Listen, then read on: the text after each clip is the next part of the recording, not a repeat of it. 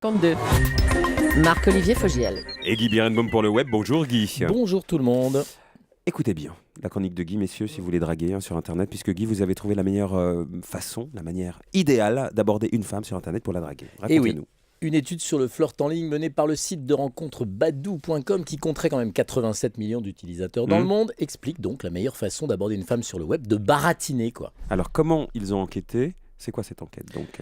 L'étude se veut scientifique. Les utilisateurs de Badoo ont été invités à utiliser 12 phrases différentes d'entrée en matière, du gringue, quoi. Chacune de ces approches évoque un aspect de l'apparence ou du corps de la femme. Les chercheurs ont ensuite mesuré le taux de réussite de chaque phrase de deux manières. D'abord en fonction de leur succès à provoquer ne serait-ce qu'une seule réponse, et puis selon leur capacité à lancer une conversation un peu plus longue. Et ils ont mesuré ça sur combien de conversations en ligne ? 193 140 flirts en ligne carrément, en 11 langues pendant un mois. Allez, vous nous faites languir. Dites-nous quelle est la meilleure manière de baratiner une femme. Eh bien, ce sont les compliments portant sur les lèvres de ces dames qui sont les plus efficaces. En gros, Julie, vous avez de belles lèvres. Bah oui. En gros, pour avoir une chance, écrire une phrase pourtant aussi lourdingue que tu as de belles lèvres serait le meilleur moyen de brancher une femme sur Internet. Et cette recette, c'est une martingale qui marche dans tous les pays du monde ? Eh bien non. En fait, la méthode idéale, c'est d'abord de connaître la nationalité de la femme que l'on drague de façon à lui délivrer le message qui s'adapte le mieux. Vous voulez dire qu'il y a donc des baratins plus efficaces selon la nationalité ? Vous pouvez nous détailler ces résultats par pays C'est un plaisir. Alors pour avoir une ouverture avec une Française, il faut lui écrire « tu as de beaux habits ».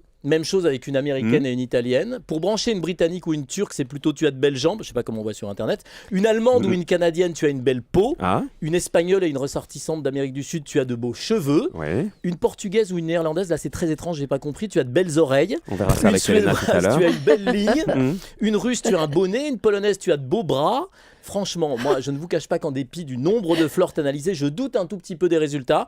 Moi, si j'ai un seul conseil à vous donner, c'est d'éviter surtout les oreilles, les cheveux et même les lèvres pour aller tout de suite à l'essentiel, parce que ça, on sait que ça marche. T'as de beaux yeux, tu sais. Et voilà. Embrassez-moi. Oh, c'est magnifique, donc évidemment. Jean Gabin, Michel Morgan. Eh oui, Très bien, Guy. il n'y a que ça qui marche. Bonne fête. Bonne fête à vous.